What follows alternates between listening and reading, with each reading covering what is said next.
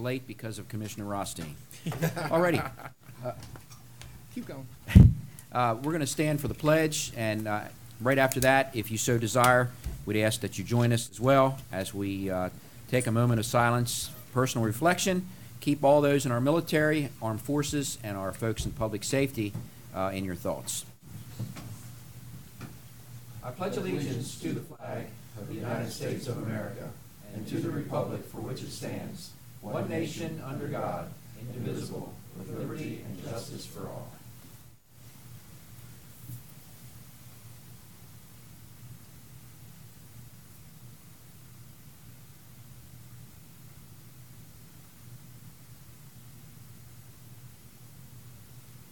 Thank you. Okay, priority Carol. I'll start with my colleagues because I'm sure there's lots of priorities. Okay, that was a prompt. What do you got? Okay, again, I'd just like to thank our staff and folks that kept us safe, especially during the this past yesterday, I guess, the snow and the decision making, and again, can be difficult sometimes in closing both our government and our schools, but doing it always for the right reasons, for safety of our kids and our workers. So again, kudos to those that made decisions and then also those that kept us safe over the last 24 hours. Thanks. Well said. I'd like to thank the educators that came out and had meetings with all of us commissioners that expressed their concerns about our budget and how it affects the school system. We've listened. We're going to take it all in consideration. I'm very grateful for their appearance for us. Got anything? I think Monday night, 3 of us were in Annapolis to the delegation meeting there. Very nice, well attended. Okay, so a couple things. Echoing Commissioner Rothstein's comments, certainly want to reach out and thank all those. We had a couple conference calls throughout the event yesterday, and our folks were on top of everything, as they always are, so kudos to all of them. In addition, I'd like to thank the folks over at HSP. They made the decision to keep the cold weather shelter open for an extended period of time. And not only the folks that run HSP, but those that volunteer at the cold weather shelter. There are a ton of folks that do that, and I think they've got some sort of a thing where they go through the churches, different churches volunteer over there, and citizens from the community. So we shouldn't forget all of those that take their time to go over there and volunteer with meals and everything else at the cold weather shelter. So thank you to HSP. We have a tremendous working relationship with them, and well, I'm going to be blunt. It's a breath of fresh air over what we've seen in the past. So there it is. I also, and I'm going to be just a bit partial here, we recognized one of our teachers last week with the fact that she got a BGE Smart Energy Grant, or Smart, whatever it is, Smart Growth Grant, whatever it is. Yeah, I think it's Smart Energy Grant. Anyway, Mrs. Cheney, Elizabeth Cheney, is a first grade teacher at Runnymede Elementary School. Who's her parents? And she takes after her father. Seriously. She does. Okay. It's a good thing? Yeah, so Kathy and I are very proud of our daughter, and the only reason I bring it up is because she's the first to get one of those in the county, and she's going to use it to improve technology in her classroom, so kudos to her. I think she'll be the first of many that will now pay attention to that. BGE brings back a lot of grants to many of our jurisdictions, and we really need to take advantage of those grants because they bring great things back to our communities. So Kathy and I are quite proud of our daughter and what she has accomplished at Runnymede. And not only that, but I say kudos to all of our teachers that continue to try to find the best way to educate our kids. And as we go into the budget season, again, I'm going to be blunt. I've said it. I think the The folks that are boots on the ground in our classrooms and in our schools are the most important people as we move forward. Okay, another priority Carol item. From time to time, we have folks that either get promoted or after years of service are retiring, but in this case, it is a promotion. And I want to recognize two individuals that have come up within the ranks, if you will, and we're very proud of the fact that one promotion led to two others, and that's very important. So our Director of Public Safety is here, Mr. Campbell. If you'd like to take the honors here, please, and introduce who we have. And the other thing important about this is faces to the name, which I think is important for our citizens. Absolutely. Well, first of all, Commissioner, I'm Scott Campbell, your Director of Public Safety, and thank you very much for this opportunity to recognize two very deserving people. As you said, as a result of a very well-deserved, very warranted promotion of the then Emergency Management Manager, Mr. Doug Brown, we had a couple of openings, and I'm saying in a favorable way, a domino effect, some openings in our shop. And even though we don't have a lot of depth, we're very blessed to have some outstanding talent was sitting ready to step in. And with that, I'm very happy to introduce to you Ms. Valerie Hawkins, who was promoted to the Emergency Management Manager. And accordingly, the position she vacated, Assistant Manager, is now filled by Mr. Matt Rodriguez. So we are extremely fortunate to have these two individuals leading our emergency management effort. Thank you very much, Scott. Thank you, sir. Thank you. I just want to mention that I've seen both of you in action over the last 4 years, and you both need to be commended for what you do when you take control of situations. Thank you, and these are well-deserved promotions. So, goes without saying that public safety is near and dear to my heart, and it's always interesting because I said face to the name because emergency management is one of those departments where you really don't know what's going on until you need them. But when you need them, and the emergency management department has everything in place where it's a seamless process to get us to the end of a management issue, that's when it's good. And you guys do that very, very well down there. So congratulations to both of you. I want to get a photo op here with all of us. Valerie, Matt, you want to say anything while you're working your way up here? Microphone. I just wanted to say thank you for all of the support that you've provided through all of the years. It's a little bit different board. You guys have, some of you haven't been here as long as others, but definitely appreciate all of the support from the Board of County Commissioners for emergency management and for public safety. We couldn't do what we do without your support, so we certainly appreciate it. Matt, you want to say anything? Young Matt. Yes. No, just to kind of mirror what Valerie had said, just definitely appreciate your all support in our public safety office just throughout the entire process and look forward to what we can bring to the table. Excellent. Thank you. We're going to get a photo op down here with I think Valerie was just calling you old, but that's, just saying. That's what I heard.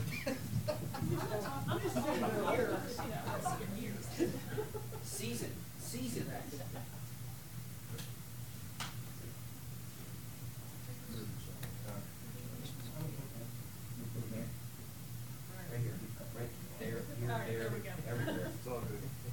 Why is not our Director of Public Safety up here? Mr. Campbell, could you come up here, please? Thank you very much. Didn't want to damage the equipment.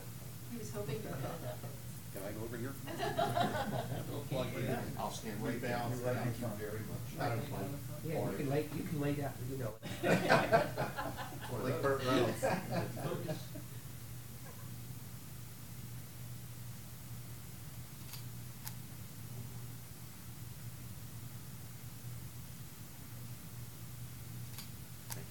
I feel like that was a Civil War photo where he had to freeze.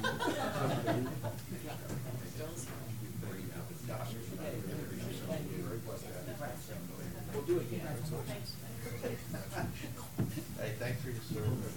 Keep up the good job. I like the purple. Oh, you're buying me lunch today, aren't you? Yeah, you were able to get through that? I got you covered. I'm just kidding. Yeah. Boy, that cleared the room. Okay. Good priority Carol stuff. First item on the agenda, Water and Sewer Master Plan Triennial Update. And this is, we had a briefing on this previous. our Director of Planning, and I am correcting the agenda because here it says acting, which Come on, is Denise. really, really I've been rude. Mr. Okay. Eisenberg too recently. Good morning. Good morning. So yes, we are here today for a discussion and decision regarding the triennial update. We had a public hearing 2 Thursdays ago with regards to this. We have not had any public comment received on this. So just any other further questions from you or discussion with regards to the triennial update for the Water and Sewer Master Plan. Once you have adopted this plan, it'll be forwarded to Maryland Department of the Environment for their approval, and we hope to get their approval in the next 3 or 4 months or so, kind of depending on their time frame. I move the Board of County Commissioners adopt the triennial update to the Water and Sewer Master Plan forwarded to MDE for final approval. Second. Any other comments? Other than Price, thank you for all your work on it too. That's a lot You of did a work, great and we job. certainly do, and a lot of working with our municipalities as well, so thank you for that. Absolutely. We appreciate it. Anything else? All in favor? Aye. Okay? That sounds like 5-0 to me. Yes. Thank you so much. Good luck. Have a Thank good you. day. Okay. If they all could be that easy. Exactly. They are, aren't they? Hi, Gail. Depends. How you doing? Bid approval, mowing and tree shelter maintenance reforestation sites. Hello, how are you? Wonderful. Good morning, Gail. By the way, Gail's our Bureau Chief of Resource Management, so then I'll let you do the rest of this. Okay, I'm not used to doing the first part of this. I'm normally purchasing folks join us, so I'll go ahead and attempt to wing through this. I think you'll probably do a fine job. Do you? Yes, Okay. I do. So we're here today to ask Very your optimistic. approval. I am very optimistic. We're here to ask your approval today to award. Okay. There we go. I'm going to let her do it, see?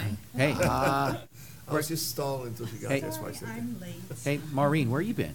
Huh? Where you been? You went too fast. That doesn't happen very often. We're here. We're here to ask for your concurrence. It's actually 4 similar bids that went out on. The first one is the mowing and tree shelter maintenance reforestation sites. And we're asking for award to Parrot Land and Wildlife for $36,227. Just one question. Why such a broad disparity in the prices coming in? I mean, I mean, that's the only one that's like that. The other ones, as I'm looking through, are all pretty closely packed, but this one, the 36,000, and the high one, I think, is way out of the ballpark, but even if you Yeah. throw that one out as an outlier, the one below that's 98,000. I mean, that's a big difference. They're all looking for the same exact, I mean, they're going to do exact same work, and they know, because it looks like maybe they thought it was somewhere else. I don't know. No, we did reach out to Patriot to confirm that they knew what the contract entailed, Okay. and they did agree that they looked at the sites and what work would be required, and that was their we've used them their before? price. We have not used Patriot Land and Wildlife before, but they did have very good references, and they are a reputable company, so. Give us an example of some of these sites where they're going to be doing this on. So a lot of the tree planting sites were all planted through grant funds, and we're looking to maintain them for 10 years. After the 10 years, the properties, or the planting sites would be under the property owner's maintenance. And at 10 years, we feel like the survival of the trees would be well enough off that they wouldn't really require routine maintenance. So we're just looking for them to go in and mow in between the trees, and if tree shelters need to be replaced or put back up or cut off, they would be entitled to do that as well. And just to add something to this, this is Janet O'Meara, our resource management coordinator, and she heads up the program for the mowing of our tree plantings and our stormwater management facilities. So just so you know who's with Yeah. me today. Hi, Janet. Yeah, And, just- What does she do in the winter? well, takes care of all your contracts, writing them. So, Now, so what What These- happens in this, they have the responsibility to care for them. What happens if, like, deer come in and just take everything off, or a group of beavers come in and level everything? What is their response, they have any responsibility on this or It not? cuts their responsibility down. So as far as replacement, Wow. they're not responsible for Okay. that. We do, well, I know of one property site where the trees did not flourish, and we are looking for potential grant funds to replace those trees. But that would not be part of their contract. That would be done separately. They're just maintenance? Yes, that's correct. There's current legislation that's happening regarding reforestation and canopy, and Right. I'm not sure I'm capturing all of the legislation that's happening. Right. And my concern is this in support of that legislation, or is that legislation going to cause us to come back and reevaluate the services that we're looking at here? So the I legislation just that's don't know. out right now is Right. in reference to the Forest Conservation Act, Okay. which addresses forest conservation in association with development. And that is basically when someone develops a piece of property. Right. These plantings are performed to meet our NPDES permit Or requirements. reforestation requirements. Well, not reforestation requirements, our requirements, period. It has Okay. really nothing to do with reforestation, because the majority of these property owners that have been planted on have not developed any of their property. They're just giving us portions of their property along streams. All these are along streams. So the credits we get then go toward nutrient reductions associated with the tree plantings once they get to be full-size plantings. And the contract originally, when they were planted, the people that installed the trees had to perform 3 years of maintenance. So now we're past that 3-year period, and we would then like to pick up the next 7 years under these type of term contractors doing the work. And just so you know, this money is an operating budget expense, and we will not be increasing our operating budget expenses to cover this new contract for these tree plantings. We have enough money in the current budget this year to take this in as an add-on into the current budget. So, we feel pretty comfortable. We were looking at this as an option, and then we decided since it will be part of our current budget, we were okay with awarding this particular contract as well. And again, once again, you're sharing with me the confidence and the due diligence that you've done in coming forward with this proposal, recommendation, and understanding the impact that this is going to have. The biggest concern I just had was the upcoming legislation, if there was going to be a conflict or a concern, and if not, that's great. My understanding of the upcoming legislation, and I could be wrong, happens once, but anyway, is that they're looking at the canopy, No, much more. the covering of canopies but now they're looking at it as reforestation, so they're not counting single trees anymore Right. in that legislation. This, I believe, has nothing to do with that. That's correct. Okay. Okay. No. Say it a little louder. That is correct. Okay. You are right. You Does don't it- need to say that. Does the county do any of this maintenance presently? On these tree plantings, Yeah. no. Currently, we do not. Okay. We do it on our own tree plantings. We do have properties that we've planted trees on that the county owns, and we perform the maintenance on those ourselves. Okay. Just questioning, can Yeah. we use our own county just to continue maintenance, or is that not a? We, I think we, you need to give a few more staff members. yeah, we struggle to mow the grass along the roads, so, because of staffing, I'll be honest with you. Okay. The only thing that I complain about over the years with these things is those goofy shelter tubes that they put on those things. So I hope this improves that, because when I drive by some of these places, they're either down, as you said, Dick, or they're leaning or whatever. It just looks awful. What? So I hope this helps us in improving that. I That's had all. one legitimate question. It was last year, they took those shelters off, trees were up significant size, not gonna need any more to make it Right. look better. And 500 trees, beavers, they're all that high right now, just came through and devoured them. Beavers. So, anyway, it was a legitimate question. They are. Yeah. Okay. The other thing, and then we'll get to it here. This see how this got a lot of questions. I had asked before, and I don't know that I got the answer. I know it's not us. The state highway's been coming along some of our roads and putting trees in their I guess their buffer zones. And I had a couple, or whatever they are. What do you call it? The Right of way. The right of ways. Yeah. I had a couple folks in my ag community up there ask why they're taking their land away that they can't make hay on now because they're putting trees in. That's an issue. Do we know, Janet? You're nodding your head. Well, when I was in Annapolis last week speaking with the legislature about, I guess, the same comment that came up in the ag community, and that is, I guess, state highways doing similar work that we're doing, where we're planting trees, and every 3 acres of trees we plant, we get an acre of impervious treatment. And they, I guess, look at that as an easy way for them to treat their impervious area, even though a lot of times those trees, you're not getting the state highway runoff directed towards them.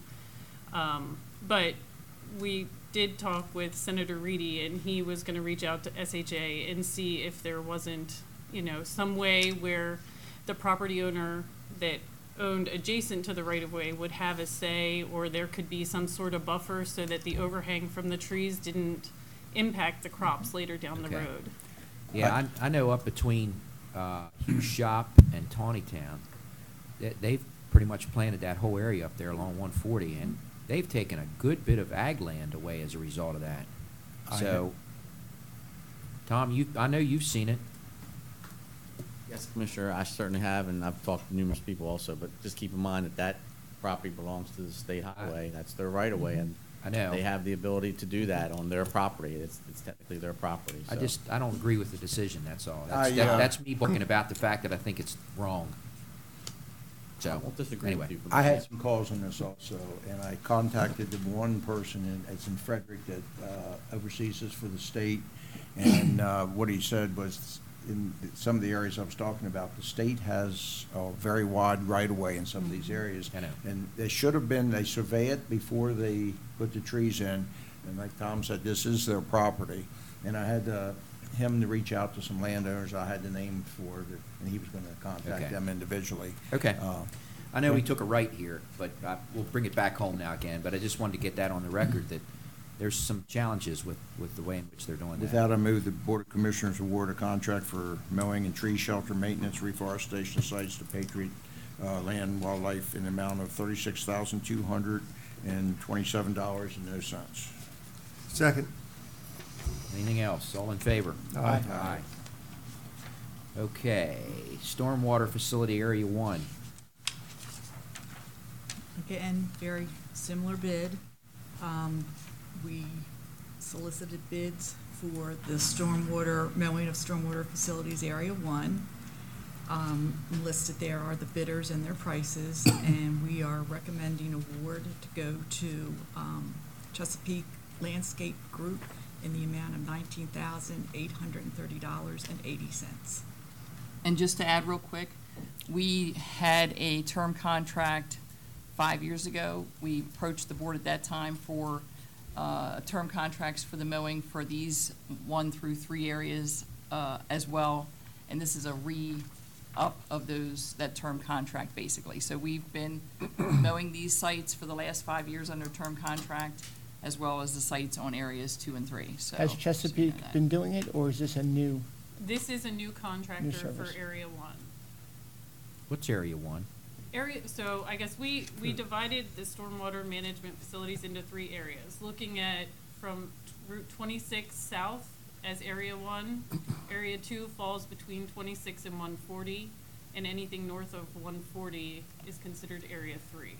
So we figured by kind of grouping them geographically, it would make it somewhat easier on the contractors. and cheaper.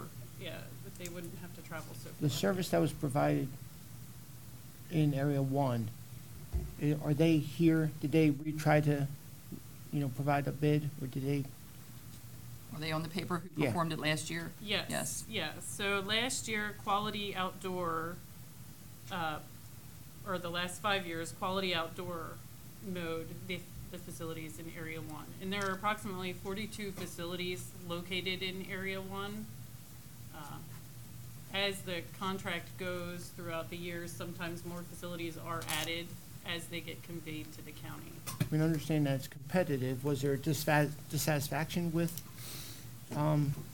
Quality Outdoor? Not at all. Okay. Not Okay. at all. We just try and go with the lowest bidder as we see fit. Okay, I'll make the motion that the Board of Commissioners award the contract for mowing for Stormwater Facility Area 1 to Chesapeake Landscape Group in the amount of $19,830.80. Second. All in favor? Aye. Aye. Area 2. Okay, we're asking for your approval to award this contract to Outdoor Land and Property Services in the amount of $17,060. Same deal here, and this is what, from This 26? is from 26 to 140. In that area, there are approximately 45 stormwater facilities that the county mows and maintains. Okay. So All right. this contractor, Outdoor Lawn and Property Services, is the contractor that maintained these facilities for the last 5 years. Okay. Okay, I'll make the motion the Board of Commissioners award the contract for mowing for Stormwater Facility Area 2 to Outdoor Lawn and Property Services in the amount of $17,060. Second. Anything else on that one? All in favor? Aye. Aye. And finally, Area 3. And we are asking your approval to award this contract to Native Terrain Restoration Services Incorporated in the amount of $21,762. I have to ask why we did not go with the lowest bidder on this one. So what we found over the last 5 years where we had one contractor that had 2 areas, which is close to 90 facilities that sometimes had to be mowed within a 30-day period. They didn't get done in a timely fashion, and we were always, I guess, lagging behind and sometimes missed a whole mowing cycle. So we thought that it would be best if we had one contractor for each of the areas, and they'd be able to get done in an efficient manner. The stormwater facility mowings were kind of the contractor's second thing behind residential mowings. So if we got bad weather, say on a Thursday or Friday when they typically mowed the stormwater facilities in their cycle, we missed that whole week of mowing. So we did find where some facilities kind of struggled to get done. But if they're under contract and they miss it, Well, they eventually got to it, but it sometimes became where the grass would be, 3 feet tall, and they were getting to it, and then it just made it hard We got to. complaints from is there residences. performance bond in this? Not for the mowing, No. no. But we were receiving quite a numerous amount of phone calls too, which kind of bothered us because we commit to 4 times a year for mowing, and people rely on that mowing at a certain time, and they weren't receiving it.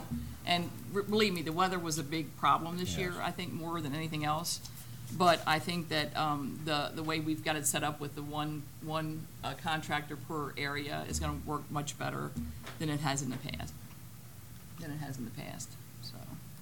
So, have we used Native Terrain before? We have not used them. And in the interest of full disclosure, I have no ties with this group in Union Mills. But I would have, it's a $94 difference. I would love to have seen it stay local. For perhaps the reasoning that you're saying, able to get them done in a timely fashion. We're talking about, a outfit from Falston rolling in as opposed to Union Mills, and they're in the area. That's a very good point. Well, and I think we just went with the next lowest bid. I understand that, but you know how, and the last board, we tried to do the same thing. We tried to make sure that we awarded contracts to those that were local and tried to keep it within, so. It adds to our local economy. I just, not being able to do this, we need to have, I'm thinking about these contracts, you have to have it mowed by a certain date, 4 times a year. And right now, you make the phone call and, okay, well, we just didn't get to it and weather or whatever, and I understand a lot of that, but sometimes you need to put some kind of restriction on this. If it's not done by this date, they have to have some incentive to make sure it's done at that time. And is that I not will- common? I will say that any vendor that we award a project to, if the agencies let us know, we can make that call for them. And there is a clause in each contract that they sign for non-performance.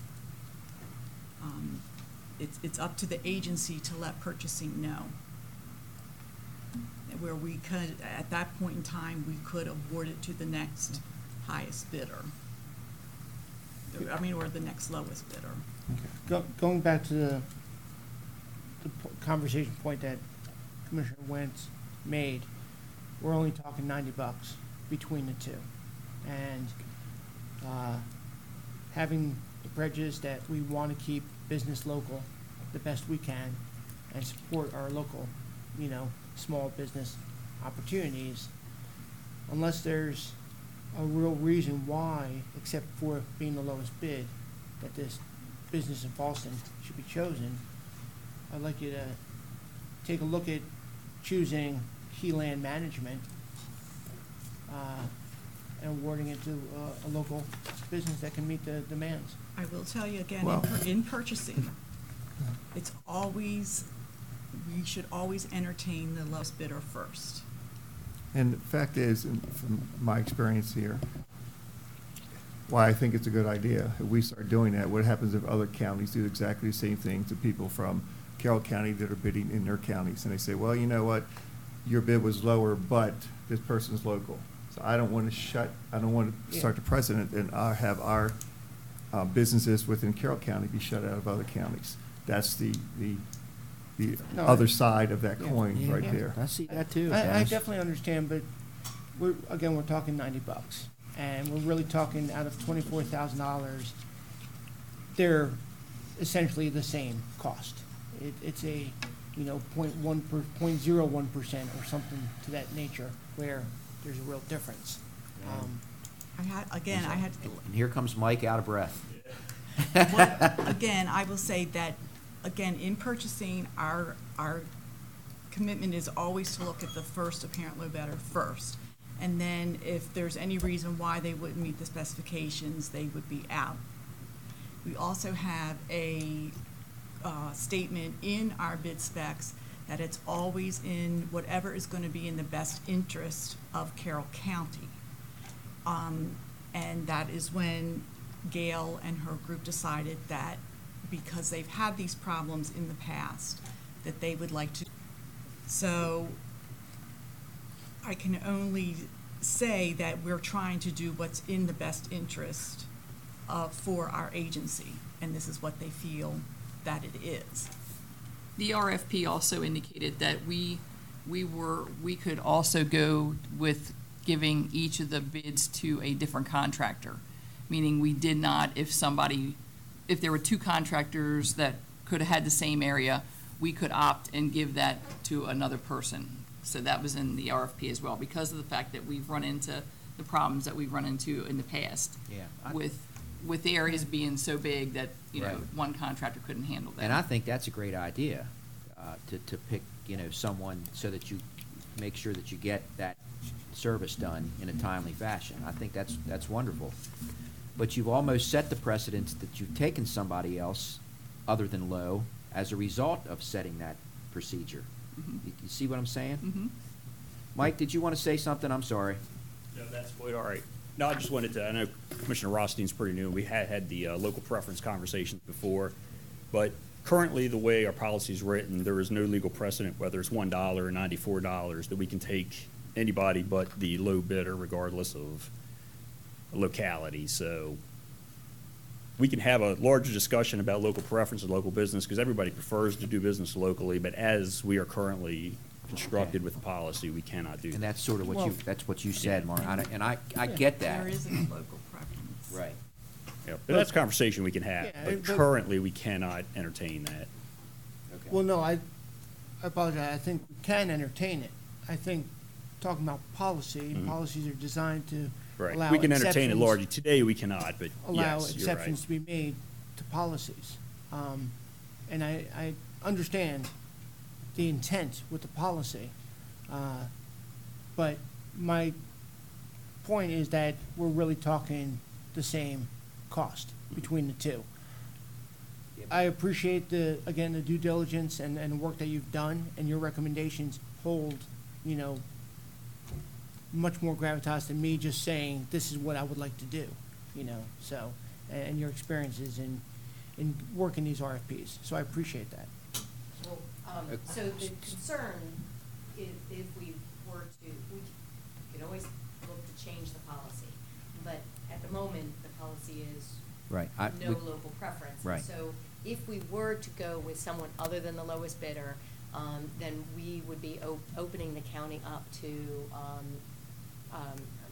potential suit for having violated our policy. And that's the concern. Yep. So Yeah, we really understood. can't just on the fly. We get that. I understand that. And Commissioner Weaver had a good point too about trying to compel these contractors to perform. Yeah.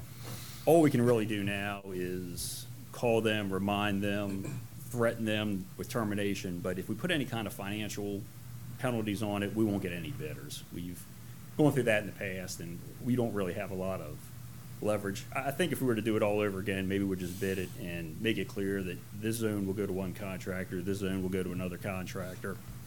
The way we did it, we gave them the opportunity to, everybody could bid on every zone, with the intent that no one contractor could do any more than one. We can't put financial penalties on them? You can, but nobody will bid, in my opinion. Yeah, like I said, it is a second business to most of them. And if you threaten them with any kind of financial penalties, I think you're gonna have a hard time getting bidders. Well, I think the problem that we had this year was the Was fact rain. that the rain, and to tell somebody they should go out when the conditions aren't really allowing them to go out. And that's why I think that having individual contractors, if you do have a rainy year, that you're gonna have the ability for each of those contractors to get out sometime during that time frame, whereas they'll only have the one area that they have to worry. Is this just a one-time thing this year? This will be for 5 years. Yeah, was just, normally this is Yeah. not an issue. Normally it is not, no. Okay. Let's hope we don't have the rain. Right. Right. 2018. But then we'll have 3 contractors at that point in time, so it might be a little easier. Yeah, look outside, that's probably not gonna happen. I would entertain that we should revisit that policy. I just think it makes sense, and maybe put some parameters in, especially when bids are only, in this instance, that far apart. I just think we should have the ability as a board here to be able to make those decisions. And not give favoritism or whatever we're talking about here, but just be allowed to do something other than low bid. Keep it Commissioner local. Weaver, you've said it many times over the last 4.5 years. Low bid's not always the best bid. Especially, we got into these Yes. conversations when we were buying tractors one Yeah. day. I remember. Yeah. And you of all people would know that. So I just think it's important that Yeah. maybe we should, based on the conversation that I hear here, we should revisit the policy. if we're looking at bracketing it, say within a 1 to 2% or 3%, whatever, of the cost, that they should be considered, equal in consideration. So, and that's what you would have here. You would have 2, 3 vendors that are very close within a percent, and they should be considered equal, not that they're low bid because they're $90 less than the other, when you're talking $20,000+ So, and again, not a decision to be made today, but like Commissioner Wentz said, to relook at it and look at the intent of that policy, and also the implication that it would have, so. Good with that, Mike? Maureen, good with that? We're not trying to throw a wrench in the works here, but I just think in this, when it's this close, good grief, so. When you're talking local preference, there's a lot involved in that. It can certainly be looked at. It has been looked at in the past. I know. It's never been changed. Like I said, we do have a policy that we try to follow and do the right thing and the correct thing. Like I said, when we do have it written in there that it is for Carroll County's best interest. But again, like I said, our policy has always been to entertain the first apparent low bidder first. Okay. And then if they don't meet qualifications, then you can go on to the next. But that would be local preference is something that would have to be discussed in great length. Okay. Yeah. Yeah, and that's fine. I just, again, from us, I think we're instructing staff to look at the policy and then come back with some recommendations perhaps to tweak that a little bit. The other thing that comes into play here for me too is this is a 5-year contract. So, we're locked in for 5 years, so, and I know we've talked about that before too. You get a better price when you get that lengthy amount of time in order to get that bid down, and that's good. But now we've locked into this, and the local was out for 5. So, anyway, just food for thought. Maybe bring us back something that we can look at to tweak that a bit, if you will. Okay? Okay. Do I have a motion? Yeah, No. I don't think I do. Can I make a motion that the Board of Commissioners award a contract for mowing the stormwater facility area number 3 to Native Terrain Restoration Services Incorporated in the amount of $21,762? Is there a second? I'll second it. Any other discussion? All in favor? Aye. And I'm opposed. Okay? 4-1 though, it goes, so. There's my statement for the day, okay? Thank you, guys. Thank you. I know, I get it, but, I think we need to look at it. So, there you go. Thank you. Thank you. Who knew that mowing was gonna be? I'm glad you recognize that. On Well, the it's just, location. yep. So now that we've had and accomplished those challenges, Mr. Fowler, you're up. Speaking of challenges. Our legislative liaison, who I must say braved the weather and testified in Annapolis yesterday. Absolutely. Now, Mike was one of 6 people in Annapolis yesterday. So Pay me you to do a Larry, job, and who I'm else gonna was do there? it. Was The janitor was there. They were understaffed. It was a liberal leave policy for staff, so a lot of the committees didn't have their staff. Delegate Shoemaker was recognized. His aide helped his committee passing out the testimony and such, so. Liberal leave means only the conservatives have to show up. I'll let that one go. Let that go. All right, what do you got, Mike? Good morning. Well, I always like to lead off with the good news, and that's 47 days remaining. We're up to 2,400 bills, 1,000 of them in the Senate, so a lot left to move through.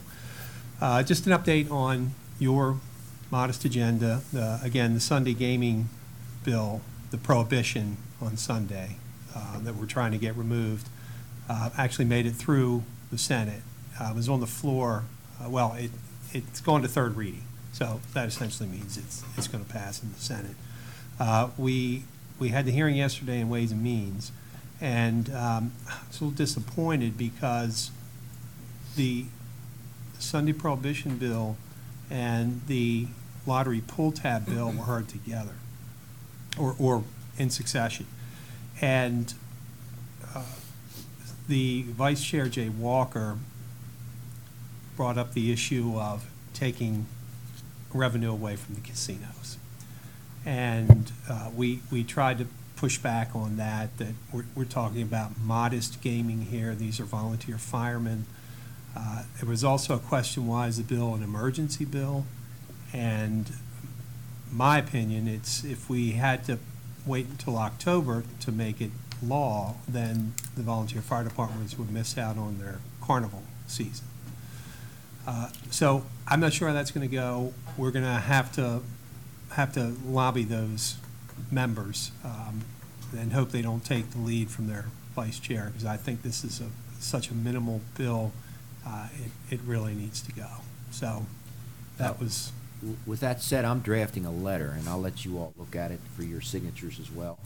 I'm going to send it to the vice chair and give it a shot from a volunteer firefighter standpoint, because I'm saddened that I missed that yesterday, because I could have had a chance to, not that you guys didn't do a good job, I know you did, but this is why it was defeated last year.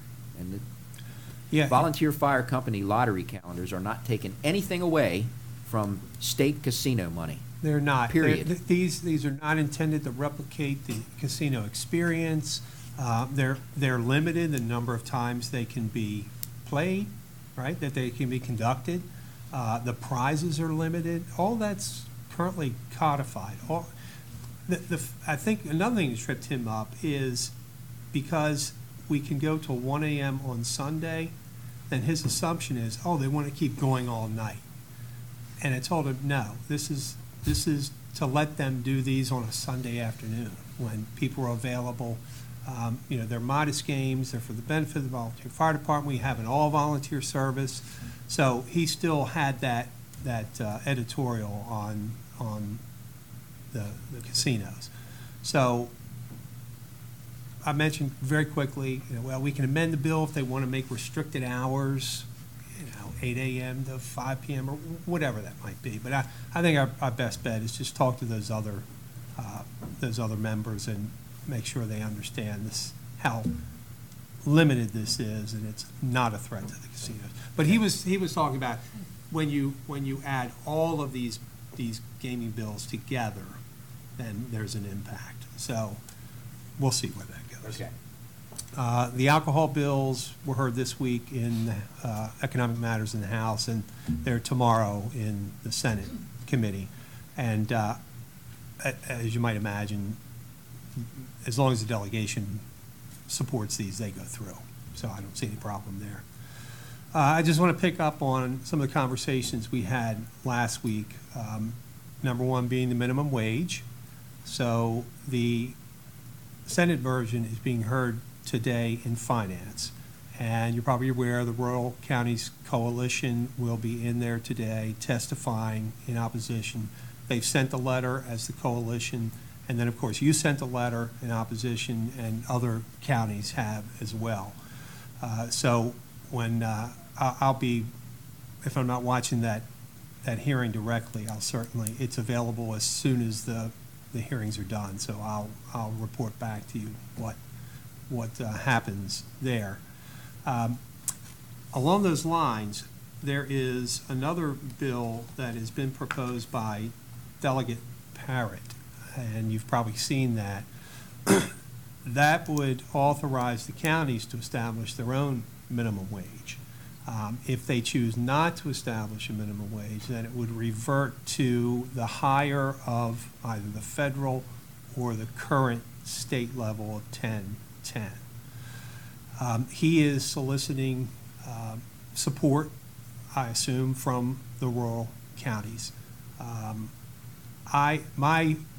And he would like, his aide called me and would like to know today whether we will be supportive either through testimony or oral testimony or both.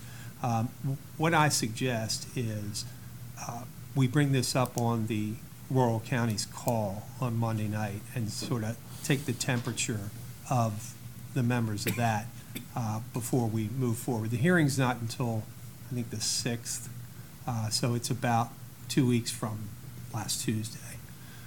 So I think we have some time. And the reason I say that is I don't think this is a bill that has a ghost of a chance, frankly. It's a statement. It's an opportunity to have a conversation and make some points. So my opinion is let's see what happens on Monday night. I certainly wouldn't want to go this alone, right? But that's certainly your call. So you don't have to make that now, but. Well, I think that's the best approach, because I also agree that it's not going to go anywhere. But if they do see the RCC behind it, with the strength of that group and all in, it might be better than just, a county or two just saying, oh yeah, that's a good idea. So I would suggest that we do that as well. I think that's a good idea. And the problem with this minimum wage bill, when it comes to the counties, is there are divergent opinions. And so the larger counties have already enacted higher wages. They're completely behind this. But I think what the the testimony that will occur today is compelling, because it's not only that the minimum wage itself is being raised, it's the pressure, the upward pressure it creates across all of your pay grades. And I think that's a point that those other counties are going to be making strongly today, too. Which is sort of the tack that we took on that, you know. Yes. With our letter, so. Yes, I mean, you did weigh in on the economic impact Right, to and- private business in the Yeah, and county. unfortunately, I wish we would have taken a little bit additional approach to that. Because I think, I don't know if I shared this last week or not, but I had the opportunity to stop by one of our local businesses that employs our special needs community. And the gentleman that owns the business said, that's going to stop. And that's unfortunate. Very. Because that's entry-level positions that are incredibly important to our special needs communities. And that's sad. And when I suggested that he go down and testify, he said they'd throw me out because they wouldn't like my language, because that's how strongly he feels about it. So I tried to get him to change his mind on that. But anyway, that's an angle, and I know that, I think ARC has been down and expressed their. Well, I'm not sure what our ARC, I know the ARC of Howard County, for Okay. example. I saw their testimony. They're in support of it because that bill also provides additional increases for the developmentally disabled workers. So the people that are working for those organizations that support the developmentally disabled benefit from the higher wage. I mean, this has more to do with cost of living in the jurisdictions that we live in, and that's why, I mean, Carroll County, very Yeah. different than Howard, Anne Arundel, Prince George, Montgomery. The discussion you just brought up about, you know, for next week, tabling it until next Monday for the Rural Coalition, I agree, it doesn't have much of a snowball's chance to get through, so therefore, my biggest concern is we do not waste our resources too much on something that's just going to be a failed effort, you know. I mean, this is going to get, like I said last week, it's going to get shoved down our throats. And that's just where we're going to be. So working, I think, following up with the Chambers of Commerce and businesses on understanding the impact, I think is the best thing we can do, you know, locally. But, okay. Okay. You're right, you only have so much political capital to spend. Let's see, another issue we talked about last week was House Bill 286. That's the same-day voting registration. I have to apologize. I gave you some erroneous information. So, yes, that bill was put forward as the result of the referendum to go to same-day registration. I told you last week, though, that the provision that allows a prospective voter to register in any precinct was stricken and would be restricted to their own precinct. That's wrong. They still will be able to show up at any precinct and register. If they show up at their own precinct, they will vote there. If they show up at a different precinct, they'll be registered and they'll be given a provisional ballot. So it still has that piece in it. There was an amendment. The part that was removed was the ability for change of address at the same time. So if you want to change address, you have to follow the rules that are in place now through the board. Another one we talked about, House Bill 472, the Green Amendment. That was heard yesterday, or I think it was yesterday, in the House. And I was kind of pleased. It seemed to be challenged pretty strongly right out of the gate by Chairman Barbe, who I think rightly sees that this takes a lot of things that should be dealt with legislatively and through policy and moves them directly into the courts. And so he got a lot of questions, some general, philosophical, some about specific scenarios. So again, my editorial, perhaps this is something that the delegate wanted to bring forward and start a conversation, but I don't think it's going anywhere. The fact that he's the sole sponsor and there's no cross-file, I think is a strong indication as well. We talked about the Solar Siting Commission. That hearing was held in the Senate. Les Knapp testified on behalf of MACO, supportive with amendments. So you'll remember this is a commission that's being formed to develop some type of template or policy or blueprint, as they call it, for directing solar installations away from productive farmland and sensitive areas, ecologically sensitive areas, and directing them toward brownfields and industrial areas and rooftop. Again, Les Knapp testified for MACO in support with amendments, and those amendments really what we talked about, more representation. Also, it should be stated in there as one of the directives to direct toward areas that are zoned for solar. The counties have already gone through the process and zoned for solar, and on the opposite side, it should be directed away from those places, or directed toward places that the counties have said that they don't want it. So I think that's probably the best we can ask for on that. And again, you stated your concern about that point, and when I assume the bill will probably pass, and when the commission's formed, that will result in a bill, and I think that's the time we weigh in with that strong message. Bills heard this week. The one we mentioned this, House Bill 565, this is the requirement to provide ballot marking devices, typically for disabled, provide them for all voters. MACO testified in opposition of that. House Bill 577 was requiring you to provide administrative leave for a county employee serving as an election judge. MACO opposed that as well. There were 3 medical presumption bills heard. It's interesting. There are 2 bills that are identical. One is proposed by the administration, so that is co-sponsored by a number of Republican members, and there's an identical bill proposed by a group of Democratic members. But those are the bills that add bladder, kidney, and renal cell cancer to the list of diseases presumed to have been caused by the occupation of firefighter. There's a 3rd presumption bill, House Bill 604. That's the one that changes the current requirement to have 10 years of service in a single department to 10 cumulative years across numerous departments.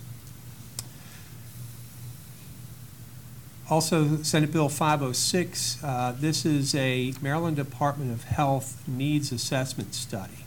And this will look across the state at the needs, both physical and programmatic, across the state. So a little bit different than what we heard from the Secretary about their assessment. I think that was more about their physical capital. This is more about the needs across the state. And Senate Bill 411 is, we didn't talk about this one, but this would require establishing polling places at continuing care facilities greater than 200 people, 200 registered voters. So when you think of, you have a couple of those types of places, I think, in your county, huge expense. That's being opposed by MACO as well, and I doubt that will move forward. Hearings that are coming up next week, House Bill 397, which is the Next Generation 911 bill. Obviously, MACO is fully supportive of that. There are some issues, though, with the aspect of that bill that addresses exclusions from the Public Information Act for sensitive information that would compromise victims or be considered gory or gruesome. That's a bit of an unclear description.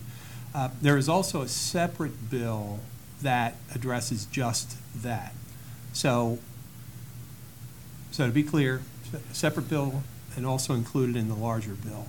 I think there's some concerns that because that portion is opposed pretty strongly by the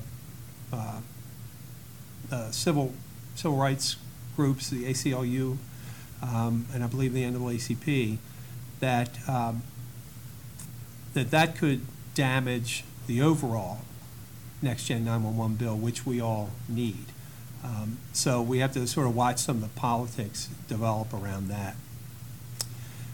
One thing we did talk about, Senate Bill 610, that would be the solar property tax exemption, and so removing the property tax and replacing that with a fee system, which doesn't affect you at this point, but some of the counties that do have these large solar installations are getting significant revenues through property taxes that will be eliminated to a relatively modest annual fee.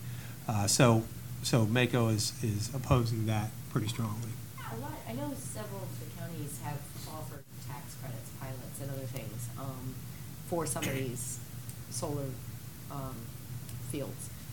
How would that legislation affect that? Because they've already given up some of their tax revenue. Now they'd not be able to collect it ever, and then but that's probably a legal question, I suppose. It's a Yeah. contract that was in place, Right. probably needs to be honored. I think. I don't know. I mean, I think, Yeah. I wonder if anyone's thinking about that, because, I mean, could you charge, if you've given up the right to collect some or all of the property tax, could you then really charge them a fee? Good question. Yeah, I'm not sure if that was part of the discussion, because we've haven't heard discussed that. this at length, but I'm not sure I heard that. No. Because I know Dorchester County has several, and they've done pilots with many of them, and Yeah. so. I Both just them and wonder how Queen that Anne's are, Yeah. so. That's a good Anyway. question. When is I'll that going raise to be in the heard? meeting tomorrow. When is that going to be heard? That'll be next week. Shall we write a letter in opposition to this and send it down? Well, MACO is opposing it. so Yeah, I know that. Collectively. Well, we're certainly free to do that. I mean, I don't know what you guys feel. I think with the collective MACO opposing it, I think we're good. I think the All right. impact's going to be Yeah. with MACO. And to answer your question, maybe these pilot agreements have a provision in there that covers a change in the law. Maybe. Somebody Yeah. might have been thinking ahead. We'll have to- That'd be hopeful for them. I mean, it doesn't affect us, because we don't give tax credits, but, like that, but. Yeah. Good question. Also next week, Senate Bill 645 with the restoration of the Health Department funding, which we all support.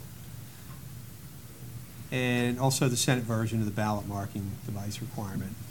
And there are numerous subtraction modification bills. I think discussed that a little bit with you, that MACO's position is they really are going to oppose all of these subtraction modification bills, not on the individual merit that it's trying to achieve, but the fact that it takes the counties out of the discussion completely. You'll be obligated to, you'll be essentially losing revenue, and what they'll propose is to do these as tax credits instead, which will leave that means the state's free to provide whatever tax credits they can, but it won't affect your revenues either. So there are many of those bills in this year. We talked about last week about Senator Hester's bill about innovative schools, and she's reached out to me last week and talked a little bit about it. I referred her to the Maryland Association of Boards of Education, since this is a statewide bill. She indicated to me that Howard County Superintendent is in favor. I suspect she'll be approaching Baltimore County as well. But that hearing was moved back to the 6th of March, so we have a couple of weeks on that as well.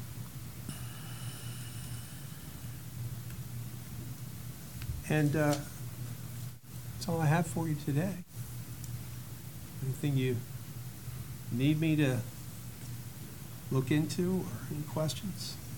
Do you have the language in Senator Hester's bill? Do I have the language? Yeah. Yes, I'll get it to you. Yeah, Mhm. I'd like to see that. Absolutely.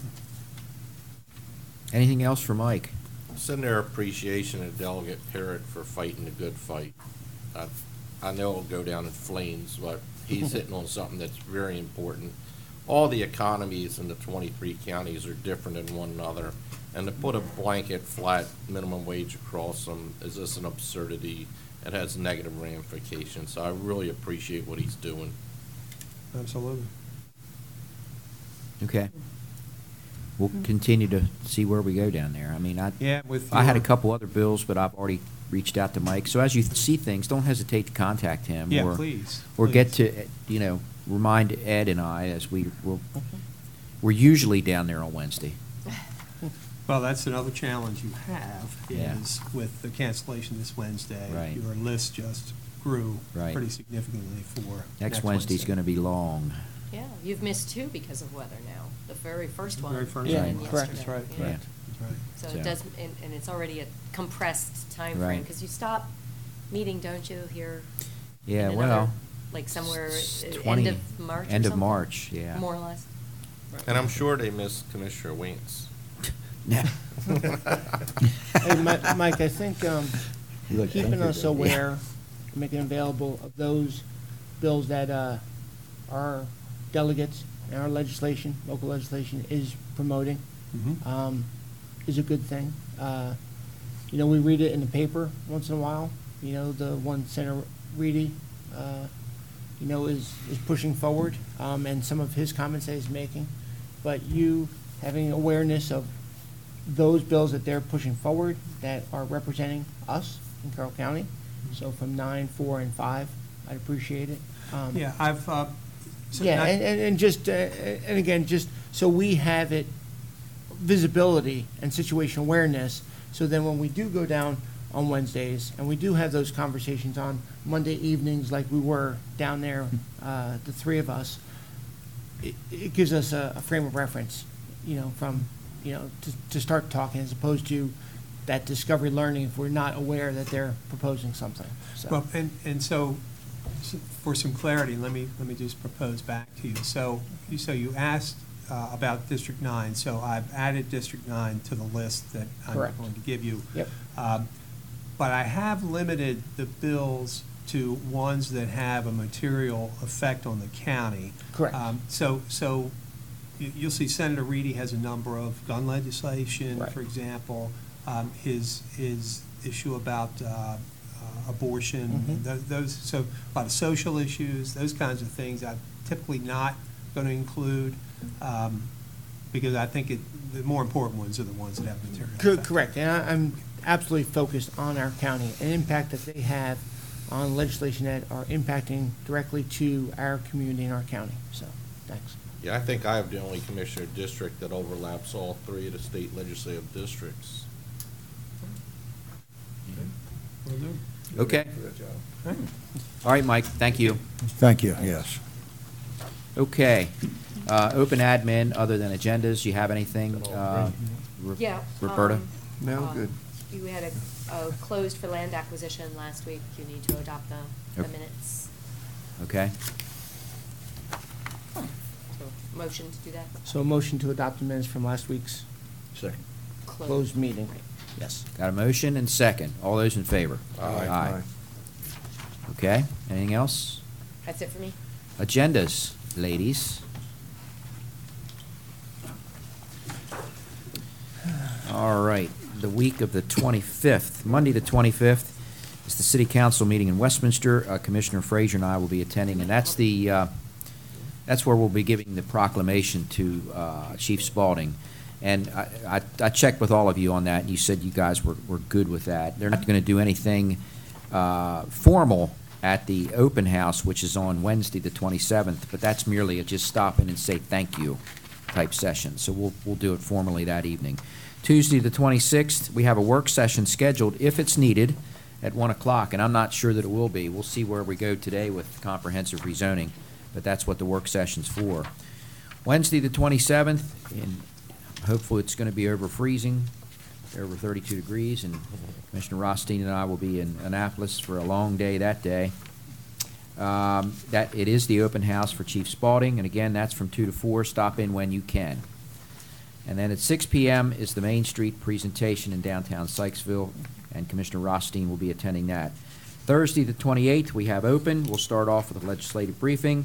transfer of funds for Freedom resurfacing project, airport financing, economic development renovation work, grant application for the 2020 census, assistance for broadband feasibility study, and that's it for the morning session. In the afternoon, we will begin kind of formally where we're going with budget. That's our budget update at 1 o'clock, and that'll be followed by infrastructure discussion as well. Thursday, the 28th, PM Connections with the Veterans Independent Project, the VFW, Commissioner Rothstein and Weaver. That's at 5 p.m. Saturday, the 2nd, and it's March already. Gotta love it. American History Expo at the for National History Day is at Winters Mill from 8 a.m. till 2, I think. Vivian, is that right? Yes. 3 of us will be attending, Wance, Rothstein, and Boucher. 10 a.m. is Read Across America, green eggs and ham, Weaver and Boucher. If you want to eat green eggs and ham with Weaver and Boucher, I might join you. We'll see. National Association of County, NACO Resilient Counties Luncheon is in D.C. Commissioner Frazier will be representing us there at noon. Union Bridge Banquet is 5:30. Commissioner Boucher and the B&O Railroad Historical Society Founders Day Dinner, 6 p.m. Commissioner Rothstein. And Commissioner Boucher has the commissioner's report for that week. Any changes there? Week of March the 4th, nothing until Wednesday, where Commissioner Rothstein and I will be in Annapolis. And at 6 p.m. is Planning and Zoning's work session, and that's Commissioner Rothstein. The 7th, Ag Business Breakfast, Commissioner Weaver at 8 a.m. Then we're going to open, and again, budget. In the afternoon, we'll hear from Mike again on legislative things, and we've got some items that are on hold. Reference to Carroll County Sheriff's Office that may or may not happen. We'll see. We have Veterans Advisory Council presentation and zebra mussel eradication, Hyde's Quarry, a presentation on that. And then consequently, we'll have some things in reference to that also with a public hearing or no, grant submission. I'm sorry, not a public hearing, grant submission. Briefing discussion on concurrency management annual report. That's the Department of Land and Resource Management. And that is also the day at 3 p.m. where we will revisit the CCVISA work group. That's the Future of Fire Rescue and EMS in Carroll. Saturday the 9th is Mount Airy's Fire Company Banquet. Commissioner Boucher, you're really getting you're rolling with the fire company banquets. And Commissioner Rothstein has the commissioner's report that week. Anything for agendas? How do I eat less? Okay. We will be back in at 1:30, and I need a motion to recess until 1:30. So moved. Second. All in favor? Aye. See you at 1:30.